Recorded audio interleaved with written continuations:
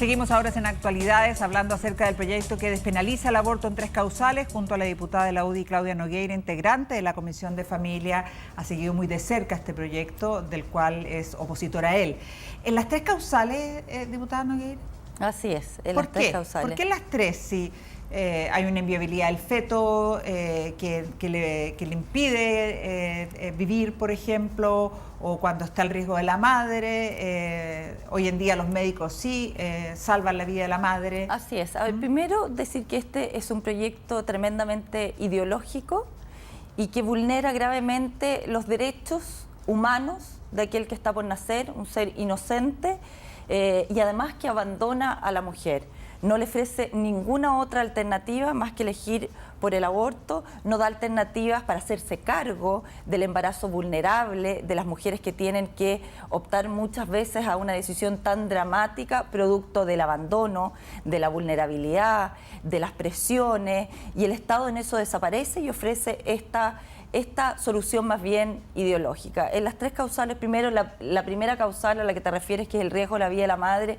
Hoy día, Carola, no hay ningún médico que opte por salvar la vida del hijo versus la de la madre, porque sin madre no hay hijo. Por lo tanto, en la Lex Practice, todos los médicos precisamente aplican terapia, y como consecuencia de esa terapia se sacrifica la vida del que está por nacer. Eso no es aborto, porque el aborto se entiende como la acción directa a sacrificar la vida del feto, y eso hoy día no existe, sin perjuicio de que ningún médico no deja de aplicar una terapia para salvar la vida de la madre en caso de que tenga algún peligro. ¿Y en la inviabilidad del feto? En ese caso nosotros estamos en presencia primero de una vida, porque si no hubiera vida no estaríamos en esta discusión. Estamos en presencia de una vida al interior del vientre materno que está gravemente enferma.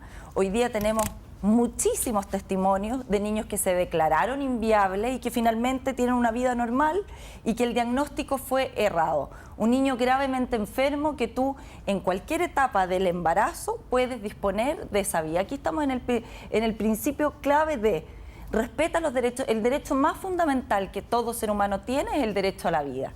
Y si no respetamos ese derecho a la vida, no podemos ejercer ningún otro derecho.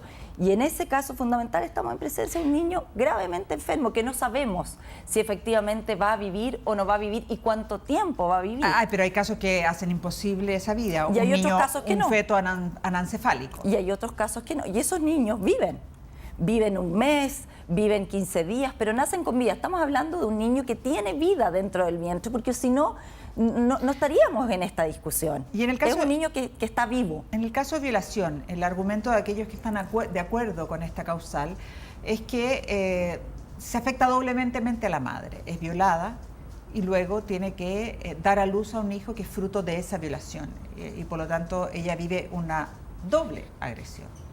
¿Cuál es el argumento suyo en contra? Yo creo que esa causal es la más brutal de todas, la que le inflige lejos el dolor más grande a la mujer, porque no le da ninguna otra alternativa más que el aborto. Aquí tenemos un caso sumamente dramático en el caso de la violación. Primero, tenemos una mujer que ha tenido una agresión brutal, efectivamente, y un niño que está por nacer sano, con una madre sana, que se le condena a morir producto del origen de su concepción. Entonces tenemos ahí un niño que no tiene la culpa del origen de su nacimiento y se le condena. Y tal como está redactado además el proyecto, tienes a una madre que en esta espiral de agresión se le ampara la impunidad del agresor para siempre, porque incurre en que no hay denuncia, basta la sola declaración de la violación. Una violación además le dan todo el peso al equipo médico de definir un delito, que es la violación, si una mujer fue violada a las 12 semanas, porque establece 12 y 14 semanas. Es re complicado establecer a las 12 semanas si hubo o no hubo violación. Y sin embargo se establece esa causal en esas condiciones sin darle ninguna alternativa más a esa mujer de protección contra el agresor, por ejemplo, porque la vuelves. Está comprobado, Carola, de que la agresión no es la violación brutal que uno entiende en la calle o en algún lugar, sino son esos abusos al interior del hogar o por gente muy cercana al hogar. Y en ese sentido, tú perpetúas ese abuso porque eximes de denuncia al cuerpo médico para ejercer el aborto. A ver, pero lo que yo tengo entendido que lo que está en el proyecto es que cuando una persona que es víctima de violación y es mayor de edad lo debe denunciar al fiscal, y que si no un tutor, un familiar debe hacer la denuncia junto a la menor. No es así. El equipo médico, el doctor, tiene que poner en conocimiento a la fiscalía del hecho, que no es lo mismo que la denuncia, y que puede ser ratificada después por la víctima. Es decir, si no es ratificada por la víctima, no hay ningún tipo de persecución penal. Por lo tanto, ahí nos encontramos en el caso en que efectivamente hay una impunidad. Es además tremendamente machista, porque lo que estás haciendo es protegiendo al agresor y no darle ninguna solución a esa madre, como por ejemplo hacerse cargo y desvincularla de ese hogar y ponerlo en un hogar de acogida. Si tú sabes de que el agresor está al interior del hogar, no se hace cargo de nada. A ver, en protección a la mujer. pero hay una indicación que habla del acompañamiento a la madre por parte del Estado. Eso no es acompañamiento, es asesoría. ¿Qué es lo que entiendes tú por asesoría? Son 2.800 millones, vimos el informe financiero. Eso significa que son por 69 centros hospitalarios privilegiados, en el fondo, que son los hospitales de alta complejidad. Son 2 millones mensuales para cada uno de esos hospitales para este acompañamiento, que no es más que una asesoría, que contempla un psicólogo y un asistente social, en el fondo para leerle a la madre lo que significa el aborto, cuál es el tratamiento o la intervención que le van a hacer, y nada más. ¿Y cuál sería la alternativa cuando usted dice que el Estado puede hacerse cargo de esa niñita y sacarla de ese núcleo donde ha sido violentada? En la mayoría de los casos, ¿no? Es un familiar, es alguien conocido, es alguien cercano que probablemente la violenta más de una vez. ¿Qué significa? ¿Que mantiene a esa niña, que la envía a un centro? ¿Cuál es la alternativa real? Eso es lo que nosotros hemos criticado al gobierno, que se ha tomado el CERNAM, la agenda pro mujer, para luchar para la igualdad y la no discriminación de la mujer. Lo único que tiene copado hoy día la agenda es este proyecto de ley de aborto, y donde la misma presidenta dijo en el mensaje, cuando declaró que iba a meter este proyecto de interrupción del embarazo, que el Estado siempre llega tarde. Bueno, si el Estado llega tarde, ¿qué estamos haciendo para prevenir este tipo de situaciones tan brutales?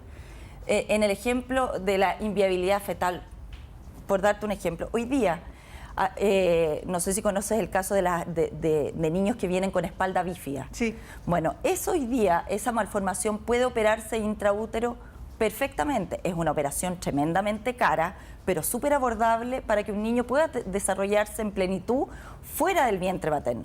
¿El Estado se hace cargo de eso? Cuando nosotros hablamos de que queremos, y dijo la presidenta, nosotros estamos por la vía. Perfecto. ¿Y cómo se manifiesta el estar por la vía para una menor de 15 años que opta por tener esa guagua? ¿Qué subsidio tiene? ¿Qué apoyo escolar tiene? ¿Qué subsidio económico? Lo mismo cuando vienen niños gravemente enfermos y que nacen con malformaciones. ¿Cómo los ayudamos? ¿Cómo ingresamos a esa mujer al mundo laboral? ¿Cómo le damos redes de apoyo para preservar la vida? Cuando nosotros promovemos la vida, nos hacemos cargo de esa vida y presentamos una batería de proyectos como la que he presentado yo. Yo presenté una ley de acompañamiento con un equipo multidisciplinario para abordar la problemática del embarazo vulnerable, que es mucho más que un psicólogo y un asistente social. ¿Qué pasa con el niño que nace de una violación? ¿Cuál es su alternativa? En este caso, cuando hay acompañamiento, hay estudios del ARCOG, un epidemiólogo bien connotado, que dice que cuando hay acompañamiento, el 85% de las mujeres desisten de abortar. Tienes casos... ¿En el caso de violación? En el caso de violación. Yo introduje, por ejemplo, en la Comisión de Familia, la ley de adopción, la posibilidad de tú poder manifestar durante el embarazo tu intención de poder dar en adopción esa guaguita.